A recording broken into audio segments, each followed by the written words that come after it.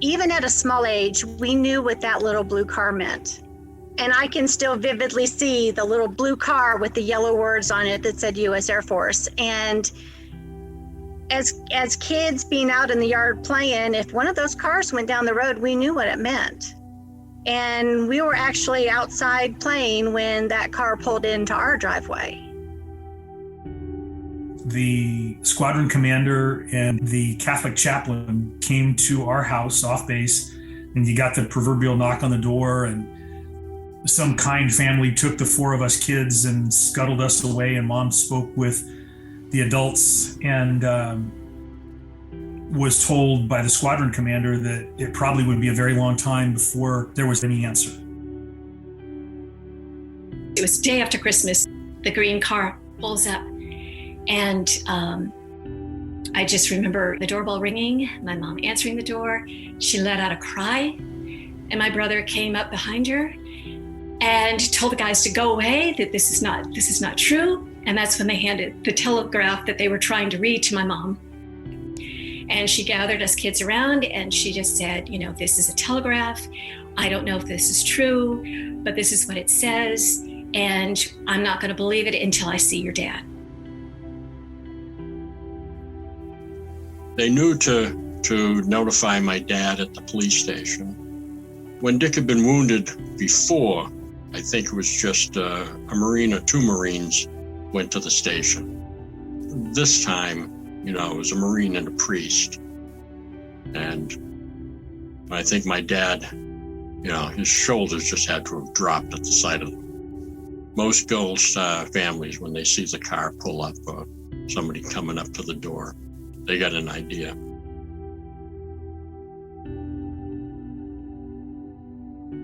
There's no words necessary.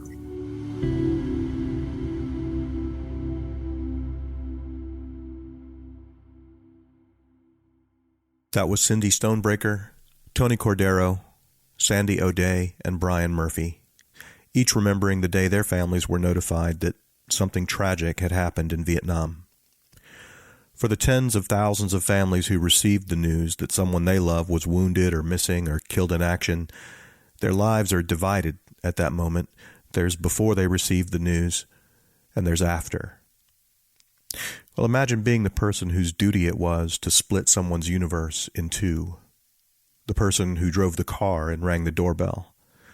That is someone's job in the military, and today we'll hear from two Marines who came home from fighting in Vietnam and then were assigned that terrible duty. Stick around.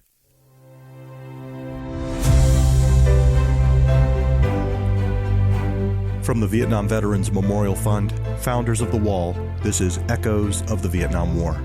I'm your host, Michael Crone, bringing you stories of service, sacrifice, and healing from people who still feel the impact of that conflict more than 50 years later.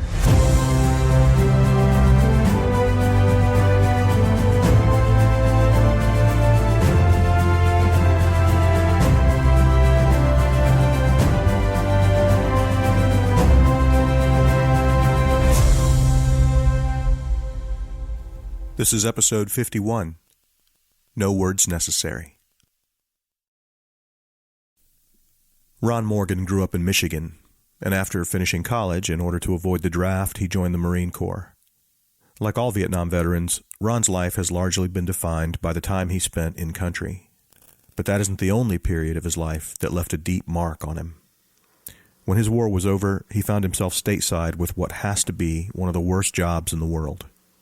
He joined me via Zoom from his home in Charlotte. You joined the Marine Corps in 1966? Yes, graduated from Michigan State in summer of 66 and then went to Marine OCS in August of 66. And when you went to Michigan State, was it your intention to join the service after? No, sir, but back then we were all facing the draft upon college graduation. And I walked into the Michigan State Student Union one afternoon with a buddy of mine, and the officer selection officer, Captain Norbert Beckman, I'll never forget him. He was in his dress blues, had a neck about as thick as his head, and he was surrounded by some protesters sitting around his booth. And so my buddy and I sort of stepped through the protesters and started talking to him. And lo and behold, that afternoon, we took the oath. That afternoon? Yep. Wow. Did you discuss it with your family first? No. No. I didn't want to be enlisted in the Army. Mm-hmm. And the appeal of the dress blues was pretty strong. Sure. Yeah. Yeah. So you said you went to OCS and then received your commission from there? Yeah, we were in OCS for what was it, 12 weeks back then? Mm-hmm. And then got our commission in November 66, and then went to the basic school for 5 months after OCS. And where was that? In Quantico. Quantico, right. Yeah. Okay. And so what happened after basic school? Well, 25 days leave and right to Vietnam. Wow. At that time, there was a very strong need for lieutenants because there was a pretty low survival rate, I guess, and so they needed a lot of lieutenants, mostly 03 and infantry and artillery. So 5 of us were the first to show up from our class at the very end of April, 67. That was your arrival in Vietnam? Yes, sir. What do you remember about arriving there? Hot, dusty. We were in Da Nang, and it's one of the main airstrips for the Marines and Air Force. And we stayed in a Quonset hut alongside the airfield. A lot of noise all night long. And then next day, 5 of us went into the another Quonset hut, and a young lance corporal was assigning us to our units. Little side story: the lance corporal said, "I have one spot for Third Force Recon." And Heinz Allmeyer, one of our classmates, raised his hand right away. He was a real stud. He was one of the athletic studs of our class. And then, as a side note, 10 days later, he was dead. He was killed on his first patrol. Mm. Wow. But anyway, then I got assigned to 1st Battalion, 4th Marines. And in a couple of days, I was up at the GLN on the DMZ with my new platoon. Well, for the first month, we sort of sat at GLN, taking incoming artillery and rocket fire from across the border, from across the DMZ, across the river. And we did very little patrolling initially, then finally went out onto the DMZ, the strip, if you will, the strip that was bulldozed between GLN and Contian. And it was unique. I mean, I had a good group of guys. Some had been a lot of them were, veterans, have been there, almost a year. Do you remember anything in particular that you learned from them? To remain calm. To remain calm. So if you got there, you said you got there in April, and Marines do 13 months. Right. So you were there for Tet. Yes. During the actual Tet offensive, we were 25 miles west of Hue, acting as security for some artillery units, Army 175 guns and Marine 155 self-propelled guns. And they were firing into the Asha Valley. And we were at several different sites out out that way protecting the artillery groups, and then later on we came back to Camp Evans, south away. So I spent my entire time in the I Corps region. Started at GLN and then finished at Kantian. Mm. And when you came home, was it were you injured, or was it just your 13 months were up? Yeah, 13 months was up. I was not wounded. I was cut from falling several times, but I was fortunate to never be wounded. But came home in May. Had leave obviously in my hometown, my home in Michigan, on the way to Camp Lejeune, North Carolina, where I was first a platoon commander in Fox 26, 2nd Battalion, 6th Marines. And then we went on got married in September of 68, and then left shortly thereafter for a cruise in the Mediterranean for 4 months.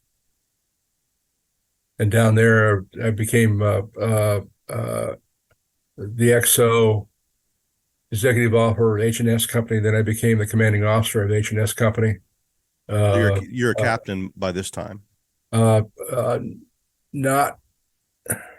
I can't remember the date when I was a captain, but no, I wasn't promoted to captain until I got up on independent duty. Mm. I was thinking about making the Marine Corps a career, but I wanted to try something other than Fleet Marine Force duty. So they came up with this idea that, oh, gee, we got this billet for an assistant inspector instructor up in Flint, Michigan. Well, that was appealing to me because Flint was my, I'd grown up in Michigan. My hometown was a couple hours from Flint, and of course, I went to school in East Lansing. So, in an effort to find out more about the Marine Corps, I took this job as an assistant inspector instructor. And it was a Delta 1st Battalion, 24th Marines that were up there, the reserves that were up there. But anyway, I guess I knew this beforehand, but when I got there, I realized that the priority of my assignment and my job was to be the casualty affairs officer for that part of the state. That's how I got involved in all the casualty affairs work from May of 69 through November 1970. What kind of preparation did you have for that duty? None. I went on one casualty call with Major John. The inspector instructor was John Slater, later Colonel Slater. And I went on one call with him to assist, and then he said, "Ron, it's all yours." So I took over those calls, but there was no, I mean, they were, I guess I don't remember reading very much, but I guess there were regulations. There was an understanding of how it had to be done, how it should be done. But it was just OJT. Yeah. Yeah, I often say I met the best of people and I met the worst of people in that 18-month period. People that obviously everybody grieves, and everybody grieves in a different way. All right, but most of my experiences that the families, the parents of the young men were mostly honored by their service and sacrifice. Mostly, not all. But so there were some really, really good people that were very uh, uh, accepting of us.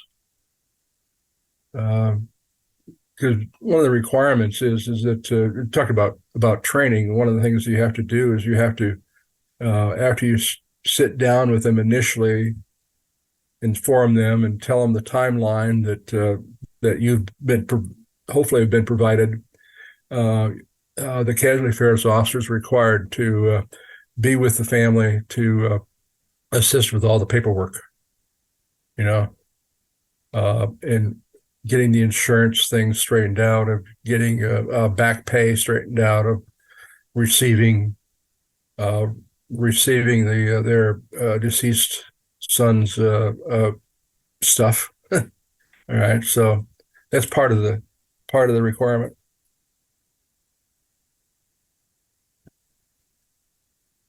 What's the earliest visit that you remember? Was it your first one, or was it a little farther in? When did you first have an experience in that duty that really stuck with you? First of all, this is 53 years ago. Yeah. Yeah. So memories of a lot of memories disappear. They come back sometimes, but they sort of fade into, and they all sort of merge into memories of trying to, of you lose the individuality, the individual experience. But I remember one family, just, a typical solid family, small town America, strong grief, but their son was a popular kid, in the high school, in the local area high school. And but anyway, it ended up where the insurance money helped them purchase a farm, in the honor of the son. And I think there was one that I remember very well. All right, is that myself and the young sergeant that I had with me, we pulled up into the gravel driveway, and the mother, a very large Hispanic woman, comes out running towards the car, screaming, hollering. And I got out of the car and shouted at her across the yard, "He's only wounded. He's only wounded," which was, I guess, a violation of the way you're supposed to do it. But, we had to deal with her heavy emotional state right away and let her know that her son was still alive. That is something I'll remember. Sometimes casualty calls turned into 3 calls. You made the call at the home, and the mother might have been there, but the father was at work. And there's several times we had to go to the father's work and or mother's work to find them, to inform both parents that their son was dead.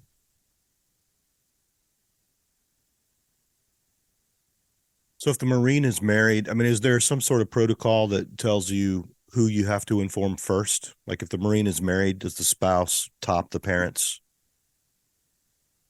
If I remember right, we were allowed to tell parents and or wife first. Okay. Based on who was there at the address you had. Information came in from a Marine office in Kansas City, Missouri. It gave you the individual's name, limited information about the death. It was obviously the date of death, and then it provided you with a next of kin, and an address. And sometimes it included the religion of the individual, i.e., Catholic or Protestant. And sometimes when you tried to identify the priest and or minister that knew the family. But that only happened a couple of times with me. I think I had priests with me twice, and I can't remember other things, but it was so when you showed up, you had their family minister with you. I mean, that was the ideal situation. Ideal if the minister or the priest could handle it. And so I had at least one situation where the priest and our minister was very belligerent against the Marine Corps.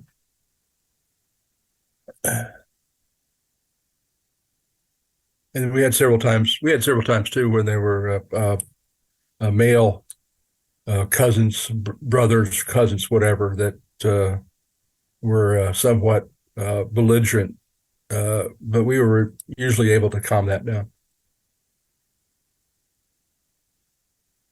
So, excuse me, how many months did you say that you performed this duty, and how many calls did you make during that period? Yeah, 45 calls in the 18 months. Some of those were wounded calls. I don't remember how many. Yeah. But there were 45 calls from May 69 to November 1970. I have heard that there were casualty affairs officers who may not have been in Vietnam. But you had already done a tour in Vietnam before you had this duty. And so I wonder how do you think that might have changed your approach to the job or to the families you had to inform? I'd like to think more care, more concern based on the losses that I had as a commander in Vietnam. As the time went on, I became more and more, I don't know how to say, opposed to the war and the conduct of the war. We'd been through President Johnson and then got into President Nixon and all that. But anyway, I became very disheartened as these young men were losing their lives for a very questionable purpose. One of the things he had to do is he had to hide those feelings, simply because of the parents that you were facing. You couldn't let them know that you thought that their son's loss of life was useless. You couldn't do that. You had to, talk the strong talk about how he gave his life for his country, et cetera, et cetera. So that became tougher as the time went on. But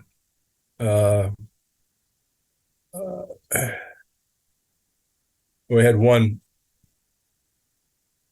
October the 27th, 1967, my company got into an ambush, and we lost Bravo Charlie Company lost 15 people. And that was tough, but I guess it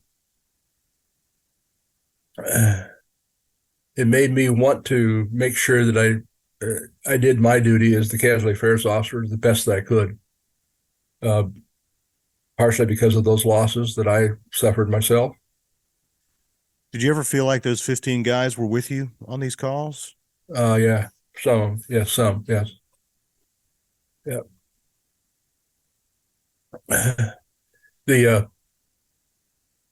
One of the things we always had, not always, but we always had to take two people. And so I went through the instructor staff trying to identify who the best people or the best Marines were to take with me Uh,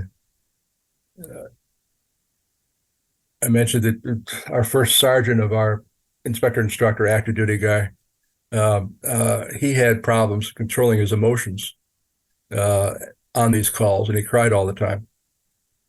And he said, Captain, I guess I was a captain by that time. He says, I just can't do this anymore. And then I had uh, one black staff sergeant that went with me usually on all calls that were, from the black community in Flint. But I ended up with, and I guess I ended up with a young E5 sergeant, that small guy, uh, stocky but small guy. He was, uh, I remember his name is Woodard now, but anyway, he was a boy next door, and so I looked very young at that time, and so we sort of like had an easier time blending in with the families because we both looked young ourselves, and so as much as I think we were appreciated more. Yeah, like if you had been more mature, they might have been quicker to blame you. Yeah. Like they might have seen you as part of the decision-making structure, but if you have a young face, maybe you remind them of their son. Yep. That was my thought. Yeah. 45 calls in 18 months that's a lot of grief to take on. I can't imagine how you processed so much grief in such a short time. Other people's grief. Yeah. It was a challenge. Whenever we had a funeral, the I&I staff and some reservists joined us, as the pallbearers and the holding the flag and all that kind of stuff. When we left the cemetery, we found the closest bar and stopped and had drinks just to get over that the time at the cemetery, and so we became real lighthearted. We tended to become very lighthearted as quickly as possible. Did that job have a lasting impact on you as a person? Yes. I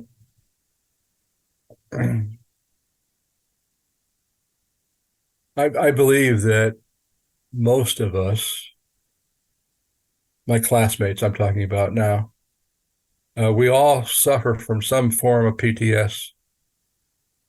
And the flashbacks happen to each of us.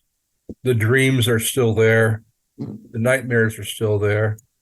But it affects each of us in different ways. I read some books about post-traumatic stress, but also post-traumatic growth. And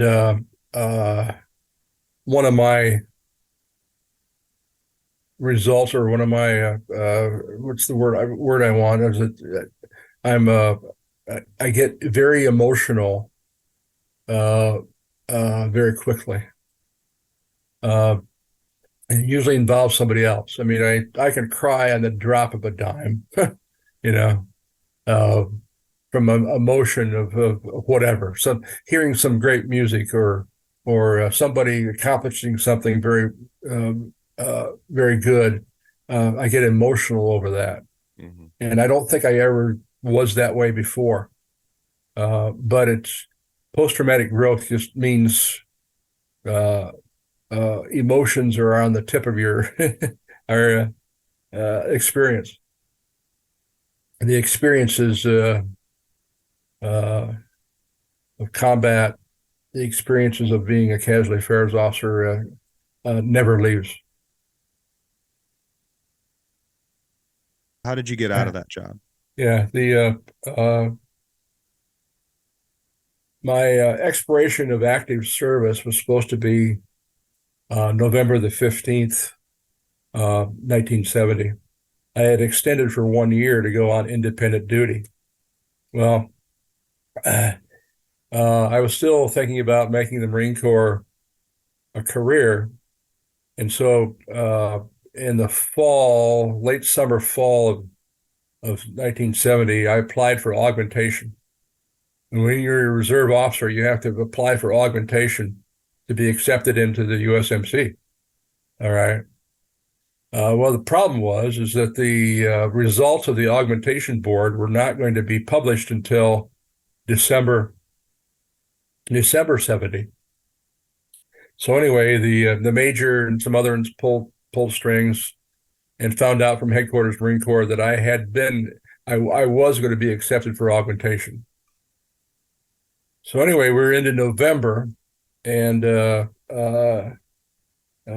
Sunday before I was supposed to get out, following Wednesday, I got a call from Kansas City, and they said, "Captain Morgan, we got one for you."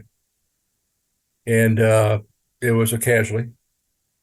And I took down the information, thanked him very much, and said, "You made my decision. I'm getting out of the Marine Corps on Wednesday." So that call that I got on Sunday with a casualty, I went out and made the call. And then, 3 days later, I got off active duty. I knew that if I didn't get out of the Marine Corps, if I didn't get off of active duty, I had at least 6 more months of duty up in Flint doing casualty affairs work. And So you got that call on a Sunday, you made the visit, and then you left the Marine Corps. You left active duty on Wednesday. Yeah. And I joined the reserves the following year. I started my reserve career. I moved down to Indianapolis, Indiana, and for a civilian job, and then joined the reserves down in Indianapolis, and then stayed in the reserves for the next 24 years, 26 years. You retired a colonel? Yes, sir. Have you been active at all in the Vietnam veterans community? Yes. Well, for years I was a officer and national officer in the Marine Corps Reserve Officers Association, which was called MCROA. And then now I'm still active in the Military Officers Association here in Charlotte. And we do a lot of veteran support activities with some very good veteran support organizations here in Charlotte. What is that? Can you talk about what that work means to you? Well, veteran support had a couple of grants that our chapter was provided support for veterans, and my thought at the very beginning is that we're going to be supporting young veterans and the families. And a lot of the support actually was for older veterans and in Vietnam War veterans that had issues, financial issues mostly. Ron told me that had he stayed on active duty and completed another 6 months of casualty calls, he most likely would have been sent back to Vietnam. That, he says, wouldn't have been enough to make him leave active duty. But 6 more months as a casualty affairs officer, that was a deal breaker. After a short break, we'll hear from another Marine whose story is quite similar to Ron's, except this Marine performed that duty for 2.5 years, during which he made more than 125 casualty calls. It was enough to eat away at his insides. Literally. Stick around.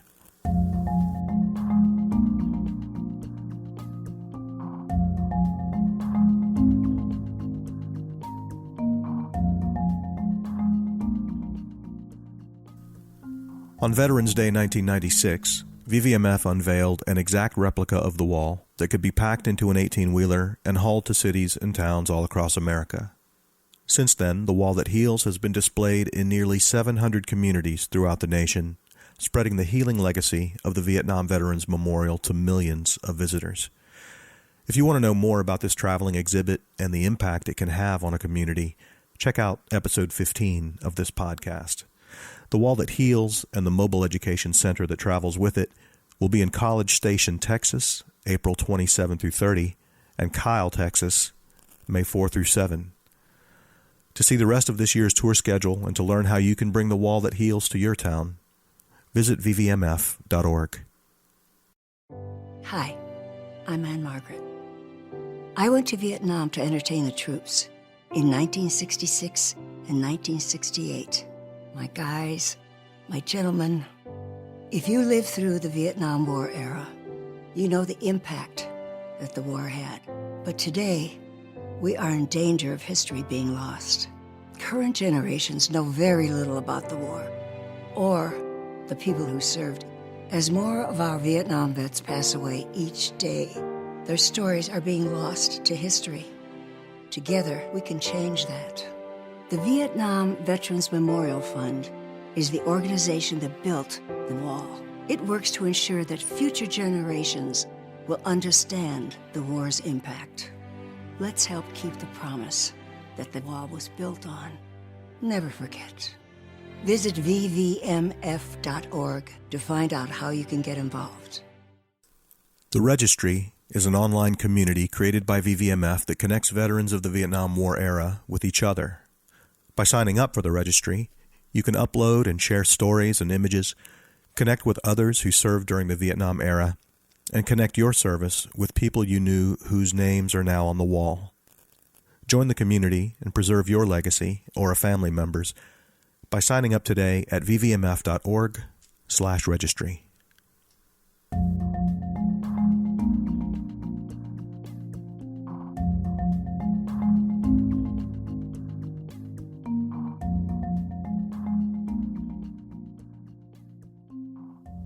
Tracy Alton joined me from his home in Green Bay, Wisconsin. I was born in Albany, New York, raised a little bit in a place called Schenectady. And my dad was transferred, he worked for General Electric. He got transferred to Bloomington, Illinois, where I stayed through elementary school and high school. And then I went to college. I had the good fortune to go to a small liberal arts college in Beloit, Wisconsin, called Beloit College. And in the latter part of my schooling there, that was around 1965, became more and more aware of what was going on in the world, and specifically how we fit into the world and what our perceived responsibilities are to our country. My brother had gone into the Marine Corps. He's 3 years my senior. So I chose to enter into Marine Corps Officer Candidate School, made that decision in November of 65. And then I started on active duty at Quantico in October of 66. And how long were you in Quantico? At that time, OCS lasted about 3 months, and then you transfer over to what's called the basic school. And I completed that in May of 67. Then you received your commission? You receive your commission at the end of officer candidate school. So that, for me, would have been December of 1966. Okay. What happened after that? Well, then you learn how to be a second lieutenant, and that's called basic school. It's a compressed program of learning, and I think it was a wonderful learning experience. You learn all things about what you need to know to be a Marine Corps officer, an infantry Marine Corps officer, all the way from logistics, shooting 81 millimeter mortars, navigation, tactics, history, everything that the Corps thinks a person should be knowledgeable of. So when you get done, theoretically, you are academically trained to be an infantry officer. So most of us would go directly to Vietnam. And did you? Yes. And when did you arrive there? Got there in July of 67. Very hot. We flew out of Sacramento, California, over to Okinawa. But I can remember getting into Da Nang, flying into Da Nang, and reporting into 1st Marine Division headquarters in that month. And I was assigned to Gulf Company, 2nd Battalion, 5th Marines. They had a unit that was just overrun 3 days before. So they're a couple of officers short. You were there for 13 months, I assume. Good assumption. Most Marines were. I took a brief hiatus for 2 months. Once after I was shot, I went down to Cam Bay for a month. Although that was in Vietnam, that was not in any way being in combat. And then another month in January of 68, I spent in Okinawa. I was at what's called embarkation school.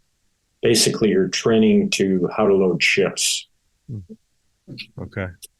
So for the exception of those 2 months, yeah, I was in Vietnam. You were a platoon leader? Yes, yes, I was. Mm-hmm. And how long were you a platoon leader? I was a platoon leader from, from July of 67.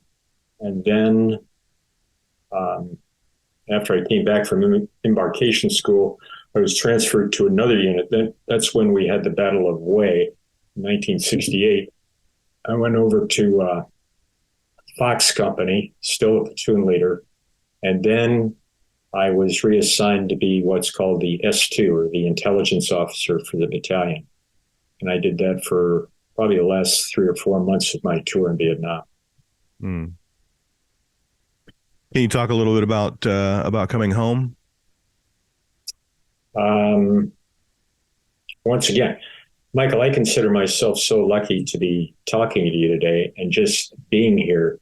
I can remember some anecdotes about simply coming home.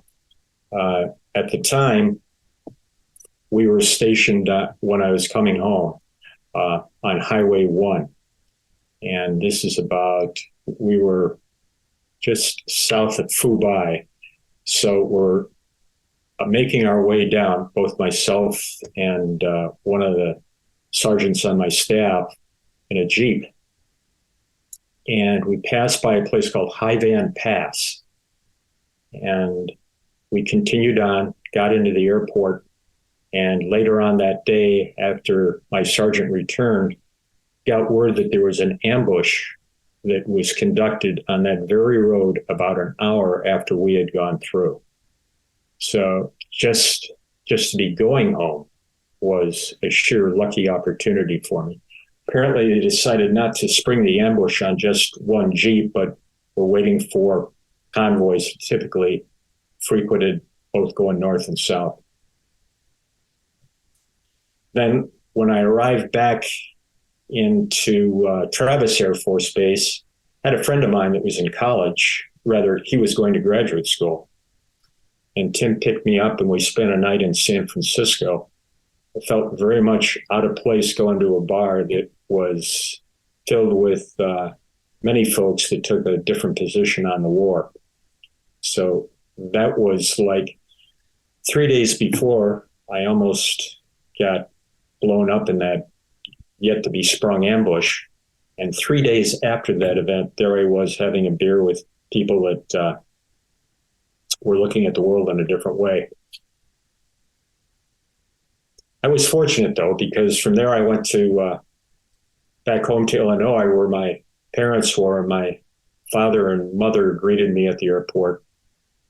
I had no problems of antagonism being expressed towards me as often as publicized, but I was greeted as essentially a returning veteran. I think I had about a week or two leave, reacquainted myself with some of my high school classmates.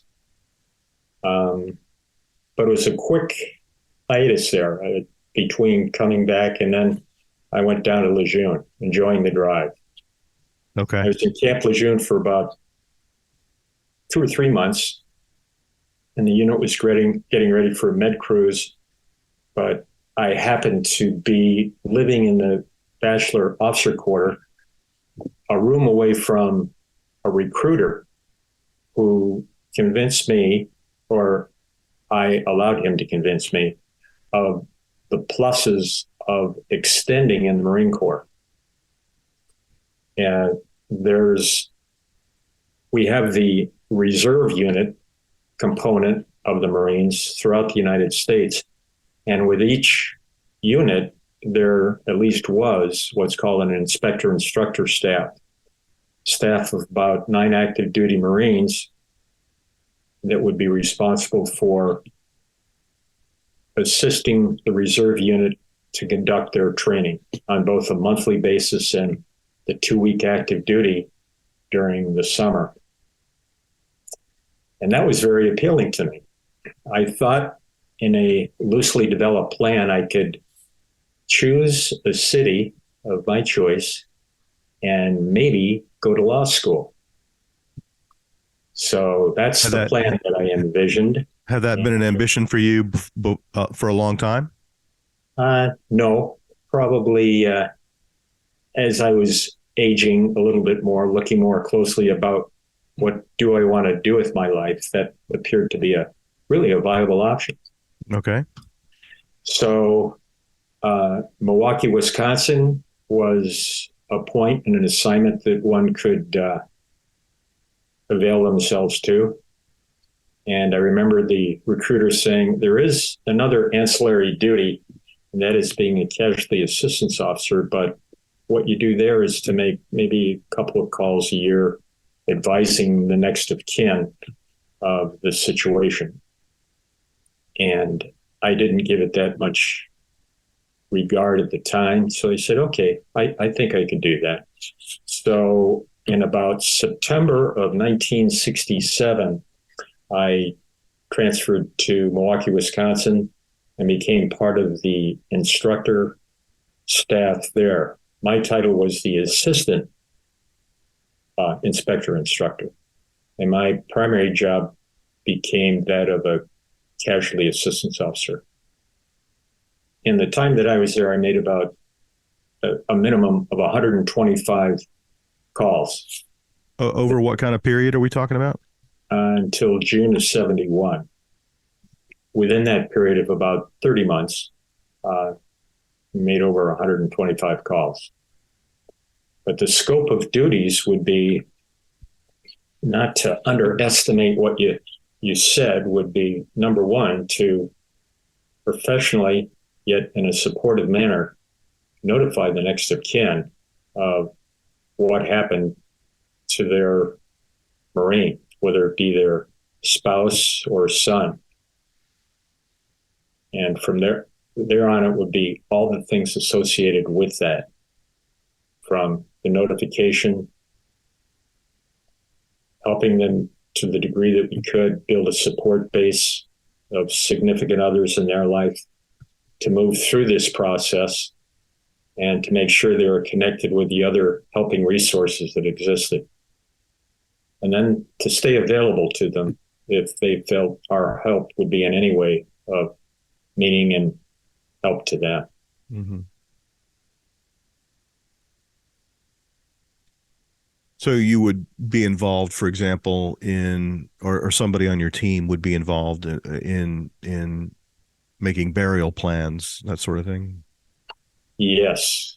The way the general process would normally work from the time of the event, normally in Vietnam, of course, word would be passed from the veterans unit somehow to headquarters Marine Corps. From there, it would go to the reserve unit in which the veteran lived. And in our case, it would be, at that time, Kansas City, Missouri. Then they passed the word and information along to the instructor staff. And then the word would come to, in my case, myself. But it was, stopping there, it really was a team effort, not only for the number of people that are involved in the communication process, but those that are going to be supporting that individual, the survivor. It would be, for example, when I made the call, I'd never do it alone. It would always be done in the company of our corpsman, Doc Smiley. I remember him very well. Wonderful guy. So both he and I would be making the call. And at that point, the funeral director would get involved. Of course, the next of kin would be identifying where she or he wanted the veteran to be buried. It could be in a military cemetery or a VA cemetery or their own cemetery, whatever their wishes were. And then to make sure, again, that the individual was connected with the other supporting agencies, like the VA would be a big one, the Department of Veterans Affairs. So a lot of people entered into this very difficult time and were very proactive and supportive members of the next of kin.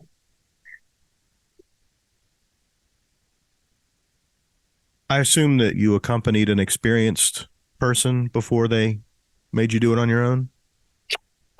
Yes. I shadowed the commanding officer at that time. Wonderful guy by the name of Merle Sorensen. He was a major, I think. And I watched him do some follow-up work with a very special case. It was a situation where a Marine got shot down over North Vietnam. His body had not been recovered.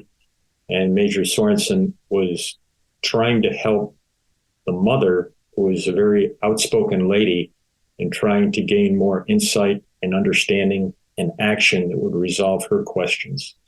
So she enlisted the help of congressmen and senators, as well as going through the chain of command. But that exposed me to the extent and the depth of the loss, I think, that people experienced. And then, I accompanied Major Sorensen on a couple of visits, and then it became my responsibility. And do you remember the first time that you went out without Major Sorensen? I can remember it as if it happened this morning or yesterday. It's we put on our blue uniform, our blues, and it was on a veteran that got killed the day before.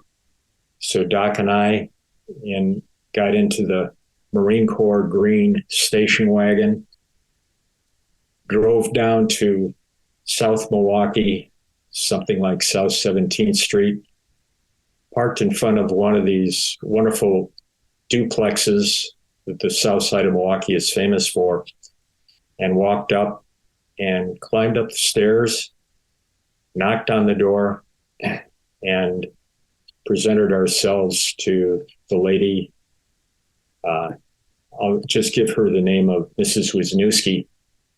She was an older lady, dressed in a printed dress, probably in her late 60s, and she had been acting in loco parentis for the deceased Marine. And she was the person that we had to say, "I'm sorry to advise you that your grandson got killed yesterday in Vietnam due to hostile fire." I can remember that. I can remember the inside of the room where we sat, many of the details. I've always imagined that by that point in the war, people knew what it meant when the green station wagon pulled up in front of a house and a couple of guys in dress blues got out of the car, I mean, the whole neighborhood would have known immediately what you were there for. Was that not always the case? Depends on the composition of the neighborhood. In this case, it was in the middle of the day, and I did not see anybody else around. Sometimes, in our desire to make the notification as quickly as possible, it required visiting the place of employment. And there, those observations and reactions of other people were much more apparent and much more available. What were some of the different types of reactions that you encountered? Well, there would be certainly a spectrum of responses, all of them emotional. On one side of the spectrum, it would be, I would say, a more listening response where the party would, on the one hand, I would sense that they knew what the message was, and they would more or less, not passively, but listen to me neutrally as the information was presented, and then to move along. Then it would be total surprise, saying, what are you here for? I thought you were a friend of my son. What? And then it would be total shock. Another response would be disbelief. You're kidding. No, this can't happen. No, not my son. No. Another response, moving over on that spectrum on the far side, would be violent reaction. And to look at the person that was carrying the message in as representative of all the things that individual disliked in the government. And by that time, we're talking about late 60s, early 70s. I mean, public sentiment about the war had become less positive. Yes, right. But I would say 99% of the time, they did not envision the casualty assistance officer as the cause of it. Did your experience in Vietnam, just having to deal with loss yourself as a leader, did that inform your approach to these families? I think by having been there and seeing men die, I would hope it would be a greater sense of caring and respect for the person that I was talking to. Being much more aware of the loss, I think, and what took place. Do you think they knew that you had been there? Probably some did, because we wore, with our dress blues, the ribbons, the campaign ribbons, the Purple Heart, the decorations that we received. Not that probably, I'd say, how many Americans are aware of what those ribbons mean. Right. Are there other experiences that you remember very distinctly aside from that first one? Let's see. This is providing me interesting insight myself, because I can remember that first casualty assistance call again, like it just happened this morning. But when I look at the others, I'm sorry to say that they're not as distinct. I don't know why not, because each one was equally important. But I can't remember each and every one of them. Mm. I do remember two others, though, that were somewhat different, because the cause of death was not as a product of hostile action in Vietnam, but one was a car accident. A Marine had parked when he was on leave alongside an exit on a freeway, but it was right before the exit started, and he was rear-ended as a part of a car that was just departing the freeway, going up the exit. And our Marine was changing the tire, so he was killed by form of a traffic accident. Another one, at that time, again, it wasn't a result of hostilities in Vietnam. It was race riots that were going on in Japan within the Marine Corps. And one young man got killed in a riot. And by another Marine. So I had advised his dad. Now, I do remember that one quite clearly. He worked for one of the telephone companies in Milwaukee, and we notified him at his place of work. And that was a total shock to him. He possibly thinking that his son was out of harm's way being in Japan, not Vietnam. How did you come to leave this job? At that time, let's see, this is 1971, and I think the war was starting to wind down because the Marine Corps had offered early out programs to those Marines that were not intending on making the Marine Corps their career. So I took advantage of one of those early out opportunities, and my 3-year extension was reduced to 2 years, about 2.5 years. So again, I sought an early out from the Marine Corps. I recognize and respect greatly the Marine Corps, but I'm still processing our role in Vietnam and the outcome of that. I think I internalized a lot of the emotion. I was living with 2 other guys who were active duty in the Navy, and we were sharing a house in the northern part of Milwaukee.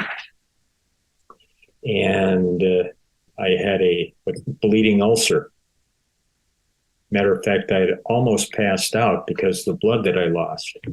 And one of the many lucky things that happened to me just at that time, our landlord, very nice guy that was living next door, knocked on the door. And I was able to crawl over the door, open it, and he looked at me. I was on my all fours, white as a sheet. And he said, "My gosh, what's wrong with you?" And I said, "I don't know." And I more or less passed out. So he called the ambulance, and I went to a private hospital and transferred to the VA hospital.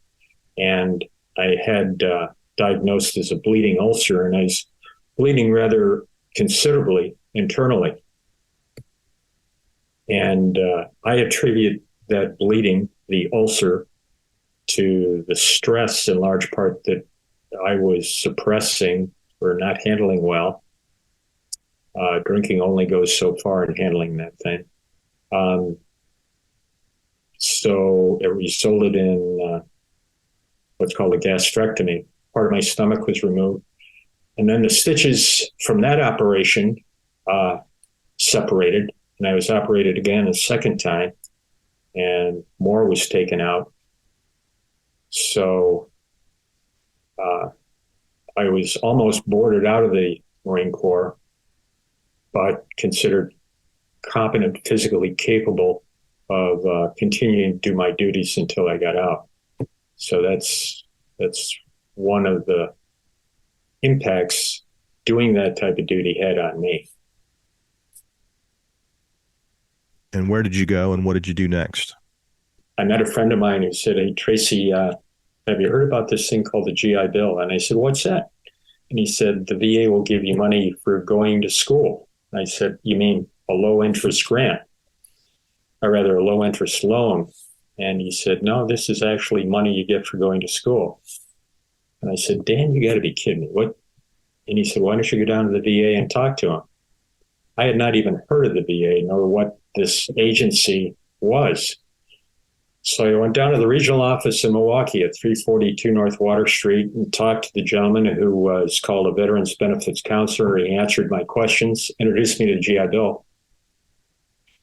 And then we started just chatting back and forth and kind of hit it off. And he said, what are you doing after you get out of the Marine Corps? And I said, well, I'm looking for employment now. And he said, you ever thought being a Veterans Benefits Counselor? I said, no, but that looks like a good job. You're helping people, you're helping veterans. So one thing led to another, and I started working for the VA. And I did that in different roles, but my primary role in the end was working as a vocational rehabilitation counselor. And we had a wonderful vocational rehab program that would help veterans, service-connected disabilities, get into employment that met who they are as a person, as well as their limitations by their conditions. So that's what I did for about 20 years. Are you still involved today with any veterans groups or causes? Believe it or not, yes. I volunteer with the DAV. Every other Wednesday, we take vets who live in Green Bay down to Milwaukee to their specialty clinics if they have an appointment and need transportation assistance. There are certain stimulus that provoke those memories, like being in a room with flowers and just the scent of floral arrangements within a room will immediately take me back to those 30 months. Or the smoke of candles in a church. Oh, that's a stimulus for whatever reason, will cause me to think about that again. Let alone to look at the headlines today and to see people talking not flippantly, but more openly about possibility of war. A part of me says, well, do you realize what that means? Do you realize what you're talking about? And I think back and remember what it looked like in the eyes of Mrs. Wisniewski, who just lost her grandson, and all the many other people that paid the ultimate price.